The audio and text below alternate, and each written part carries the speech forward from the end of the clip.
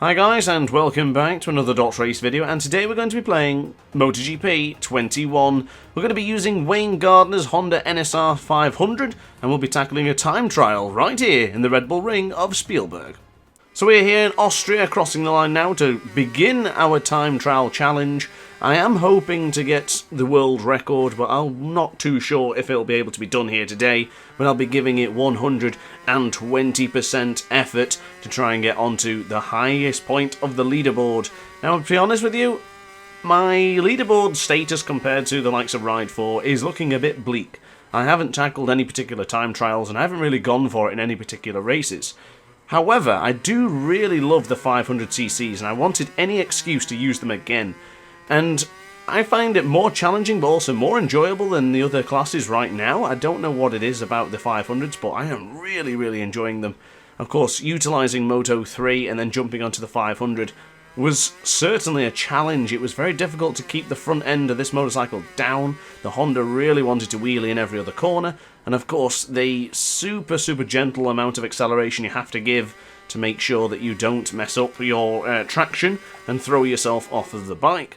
And speaking of acceleration, I do have an acceleration guide coming out tomorrow, so stay tuned for that one if you need more assistance with acceleration and just general bike control and throttle control. So keep an eye out for that one for tomorrow at 4 PM GMT. So now onto the right hand side for turn 9. Of course, this is going to be somewhat of a sighting lap. I only went round the track once just to get reacquainted with the Honda and just see how we do. Now crossing the line, we go into a 1 minute 30 4.72. Now I'm not going to spoil the actual world record lap for you, because I think that would just kind of ruin the whole point of the video and the anticipation. However, that is not going to be close enough for a world record, let me tell you. I don't know if it's in the top 50 or something. I know I'm going to have to do it a lot better than that. And to be honest, I didn't really look to see where a 1:30 4.72 was.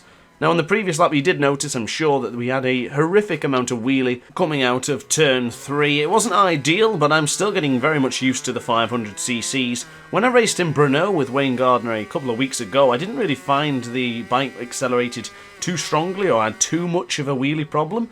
But going for it here, I really noticed it, especially coming out of turn 3 and the likes of the exit on turn 1. Of course, Red Bull Ring has a lot of fast and abrupt acceleration points, where you just really want to go for it, but deep down you know you can't because the bike will just not allow you to.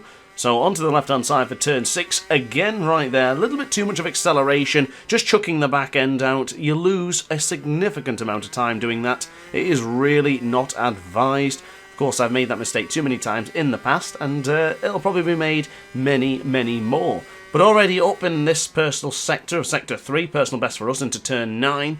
A little bit of a difficult corner, that one, because I really brake gently in there, really gentle. However, you can actually brake quite abruptly in there. I'm not talking full brake, but probably around 70, 80 to 90%. I have been doing around 50 to 60%, and I don't think that really gets the job done. It's sort of a feeling, it's a confidence issue. You know you can brake a lot harder, but there's just something holds you back because you're not sure if you're going to lose the front. And especially, I think a lot of people have this problem, especially I know people in the Discord server, and a lot of the aces do have this issue where they're on such a great lap, they don't want it to come to an end, so you tend to brake a little bit more gentle. You might not be as strong as on the throttle, as we just demonstrated again, being too eager and aggressive on the acceleration, that you end up making a mistake because of your lack of confidence in that sense of regard. So I guess it's just a lot of things when it comes to these time trials, especially for the time trial challenge we did for Ride 4. I would like to do something similar for MotoGP 21, but I don't believe it'll be for world record paces. It'll be simply me setting a lap and everyone will be competing for it. Of course, I do know a lot of people are already dominating the leaderboards already, and probably this one will be dominated within a couple of days or minutes, depending on how quick they get on with it. On to the left-hand side for turn 7, of course, a magnificent track. I do love the Red Bull Ring of Austria, and I don't know why I particularly picked this sort of track and this bike combination. I guess the only reason I can think of is I'm a big fan of Remy Gardner, and Wayne Gardner is just as awesome, so I decided to make a special helmet for Wayne Gardner. It's sort of a Wayne Gardner / Ace sort of design. I'll show you some pictures on the community post so you can get a better look of it, but right now we just invalidated this lap, which will also be an irregularity for the next lap, so unfortunately these two laps will not count. I could have just reset, but I wanted to still gain the confidence. I've always mentioned in the past that if you do invalidate a lap or you make a mistake, just continue. You know, you don't have to jump straight back into it, because the flow is the important part of actually continuing and completing the laps and getting better and better. Because in those particular parts, you know you've already invalidated it. Why not continue to push that little bit extra than you might hold back on a previous lap? And you might end up finding that you can gain a few extra tenths by being that little bit more aggressive than you have been doing on previous laps, because you've sort of held back because of how important completing the lap is. So on this one as well, I'm going to try different things. I'm going to be braking more abruptly, or I'll brake a little more gentle, or I'll use a little bit more acceleration, or I'll even reduce the throttle in certain instances. Now, one thing I did discover during this sort of time trial challenge, if you will, it's not so much a challenge, but I challenge myself, but it's not one of the DrAce challenges yet. However, actually, why not? Let's make it a challenge. There you go. DrAce's challenge is now started. It's now live. This is the one you'll be all fighting for. I'll show you the end of the lap, of course. We'll continue to push forward as we always do, just like we did in the Ride 4 challenges. And we will commence the challenge starting from the end of the video, I guess. So make sure you stay to the end so you can see the actual lap time to finally compete with. So going into turn 10, the only challenge sort of parameters I will have is that it has to be the exact same motorcycle, the exact same track, and the exact same conditions. Now, none of this, I don't know whether to go into full detail by saying you need to do exactly the same as I've done with a sense of disabled any assisted brakes, disabled any assisted electronics, and disabled any assisted acceleration modules. I don't know whether to go that far. If it makes such a significant difference, though, you are gaining like seconds and seconds because of the assists, then we might have to consider turning that off in the future and having it exactly how as I've done it. I'm probably going to say I would like everyone to stay exactly the way I've done it. So using whoever you want, as long as it's on board the 1992 Honda NSR 500. And I would recommend, personally, electronics off and keep them as realistic as possible. And if you want to get the extra brownie points, make sure you disable brake and acceleration assisted modules. But getting back to the actual time trial itself, going wide into turn 6 is a difficult corner, turn 6. I could never find the actual sort of optimal line. I tried going wide, I tried going tight, and I could never really find the one that I really liked. I do feel that there is a lot more time to gain on this particular time trial. I'm going to continue to push as we go, but potentially because it's now a DrAce challenge, perhaps I'll hold back until at least it's expired, and then we can start a new challenge. I don't know if I'll be doing this weekly. I don't know, it's difficult to get all the time in the world now for the MotoGP career mode, because I do want to try and crack on with that so we can get up to Moto 2 after signing with the Petronas SRT team in Moto 2, of course. We'll be using the Triumph engine on the Calyx chassis, and I really can't wait for Moto 2. In the past, I've always really enjoyed Moto 2, so I want this to be the same. But I guess I'll better start giving you some assistance and some pointers. So braking towards the 175 meter mark, almost full brake, it's sort of 85 to 95% brake. If you go for the full brake, your wheel starts to lock up, and you'll then start skipping on the tarmac, which causes a bit of issues. So be careful of that one. And then braking here, brake around the 200 mark. See the bottom right corner of your screen there? That is a solid, gentle brake. It's perfect for that particular corner, and especially if you're using the soft option tyres, it will heat up the tyre a lot.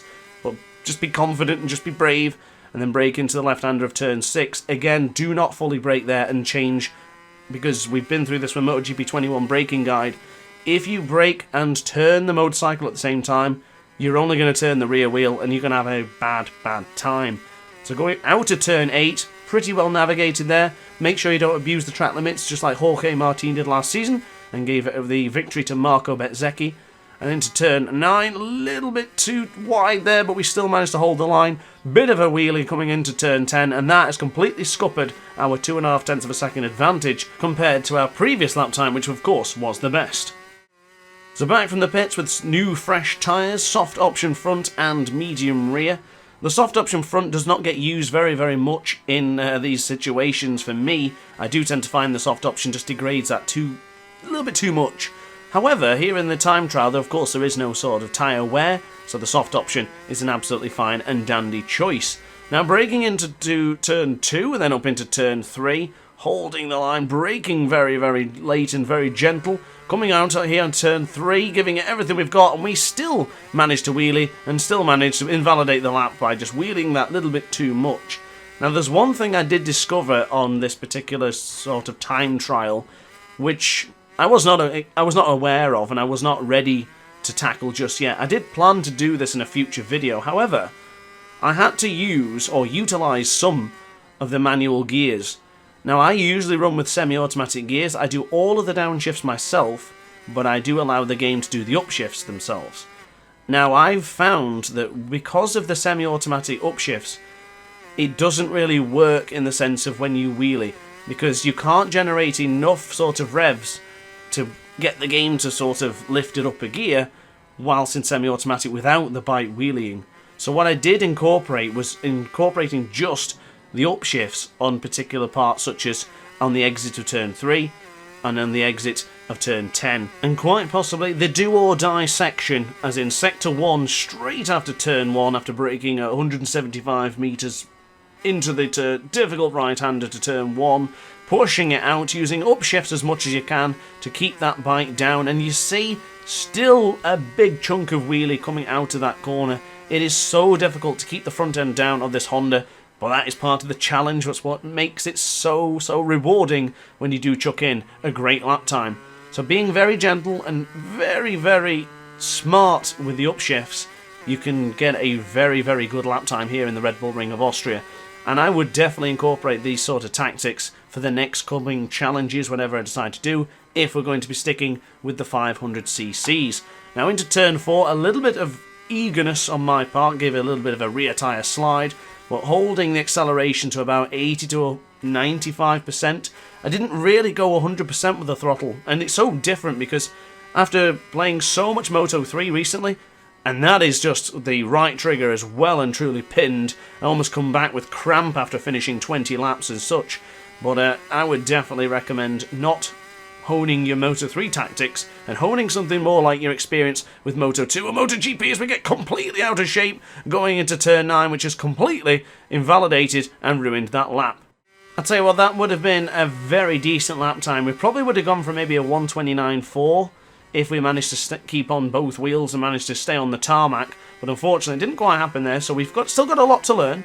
We're still going to do a couple more laps, probably going to go around 12 laps-ish, have a nice even number, but I do feel like getting used to the manual gears and upshifting myself, and especially on the outside of turn 1, turn 3 and turn 10 as we mentioned earlier, has really made the difference. Now, I won't lie to you, I did have a couple of laps where I was just trying to get used to this, and you're seeing the effects of it now. So up by 0.8 of a second into sector 1. If we can nail turn 4 now on the brakes, nice gentle braking, be careful of that sort of squirmishness around there, getting into the sort of bobbly part of the brake zone there. It's difficult to sort of maintain that sort of braking zone, but as long as you make sure you're confident and you can slide that bike in there with style, you should be okay. And to the left-hand side for turn 6, up by a whopping second now. Make sure you don't go too wide on the exit there of turn 6 and go onto the rumble strip, because you probably will touch the right line, which will invalidate your lap time. Turn 7 and turn 8, pretty much easy enough to accelerate from. Turn 9 coming up now, the difficult one. Brake roughly around 125 to 150 metres, wherever you feel comfortable. Round there will be absolutely sufficient. Turn 9 now to be navigated pretty well. Turn 10 coming into it, get onto the rumble strip or near enough to, and you'll be okay. Just don't touch the green, and across the line we go at 1:28.794. So into the 1:28s for the very first time. I do hope to stay within those sort of lap times now. I didn't, to be quite honest with you. I did struggle to try and maintain the same amount of pace. I hit the acceleration perfectly. I hit the gears. It was a great lap time. But as you can see, compared to the previous one, we did have a bit of advantage.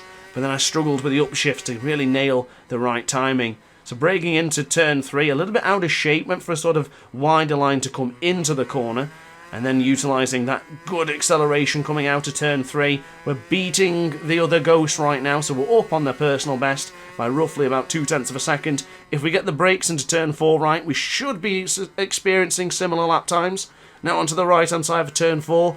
Be eager with the acceleration. Treat it like a nice lady. Be gentle with it. Don't be throwing it around. Not yet. Go into the left-hand side for turn 6. Begin to hold it in. Beware of your front tyre because it has gone rather warm in those particular corners. Now for turn 7. Brake wider. then gradually bring it in. Use a bit of trail brake if you need to, just bring it into turn 7, flick it to the right for turn 8, accelerate over to the rumble strip, but don't go on it, because going on it will lose you time, because it gets a bit rumbly and bobbly on there. Lost a bit of time going into turn 9, not as brave, not as confident on the brakes as we were in the previous lap, but going into turn 10, we are neck and neck with the Ghost. Can we get up on the inside here? We're all a little bit eager on the acceleration, but we do get through, and it's going to be a 1:28.741. So a pretty solid lap time. We have improved, not by much, but nonetheless, it's still an improvement, as long as we're moving forwards and not taking steps back. I am pretty happy. Now, concerning a little bit is that we didn't do very well on the exit of turn 1, but as long as we stay within the Ghost's sort of limits, we still have a chance of putting in a fan-dabby-dozy lap time. So going into the right-hander of turn 3, gentle on the acceleration, make sure you shift upwards, goodness me, that little bit too much acceleration there, put the bike sideways. Also as well, it's not just simply about putting the acceleration on, it's where the body weight is. So at that point the body weight wasn't at the rear of the tyre, it was at the front, so there was nothing putting that rear wheel down. So then at the bottom of the rear wheel, of course, just slipped and slided. Now into the right hand side for turn 5, getting closer and closer to the Ghost, not too far away. Onto the left hand side for turn 6. The number 47 has got to do everything he can in his power to get ahead of the Ghost and try and increase the lap times, as we just invalidate it right on the edge there. I was preaching this earlier on that on the exit of turn 6 and on the entry of turn 7, you must not go wide into that particular corner, because that will occur. Yes, I didn't practice what I preach, and the mistakes came. However, we have got alongside the Ghost, and on the entry into turn 9, getting a little bit wide onto the rumble strip, or a little bit too tight. Now onto the inside for turn 10. Not as strong and not as brave and not as bold as the previous lap time, which was our best. And across the line we will have one more go at it. Let's see what we can do. The final lap in today's video, the final lap time that you guys will probably be trying to compete against, is occurring right now. So on the exit to turn 1, pretty good. The acceleration was quite strong. The upshifts were pretty decent, I'm not going to lie, as we're now getting into the left-hand side, up to turn 3, braking about 150 metre mark. That's quite late for a braking zone in there, but you betcha it worked. Going into turn 3, on the exit now, accelerating well, still a bit of wheelie, using the soft front and hard rear this time. I do feel that combination seems to be a little bit better, but we did lose a lot of time, braking about the 160 metre zone, going into turn 4, a little bit out of shape on the brakes there, onto the right-hand side, getting closer and closer to the rumble strip.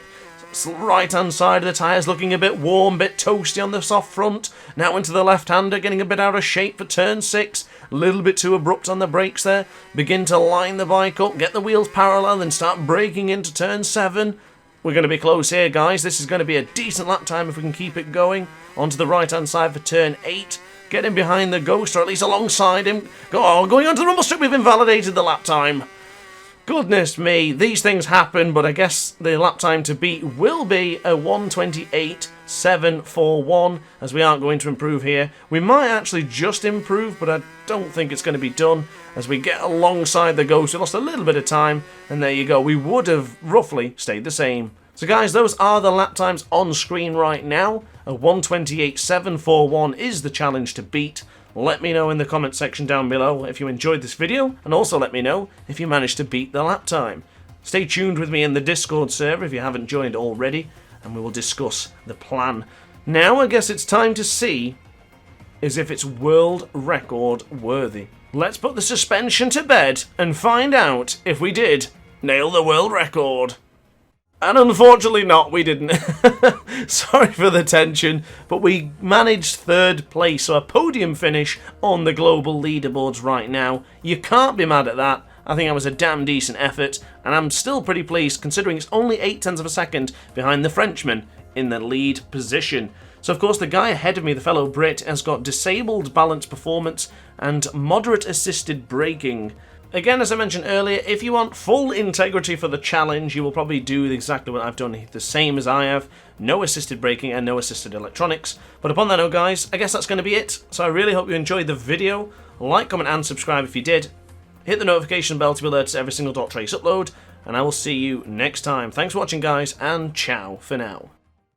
Oh, hi. Didn't quite see you there. good to see you're still here. If this video didn't quite sate your appetite, then why not watch some more DrAce content by clicking the video shown on screen now. Furthermore, if you would like to follow me on social media, you can do so now, with the links down in the description. Consider subscribing so you don't miss a single DrAce video.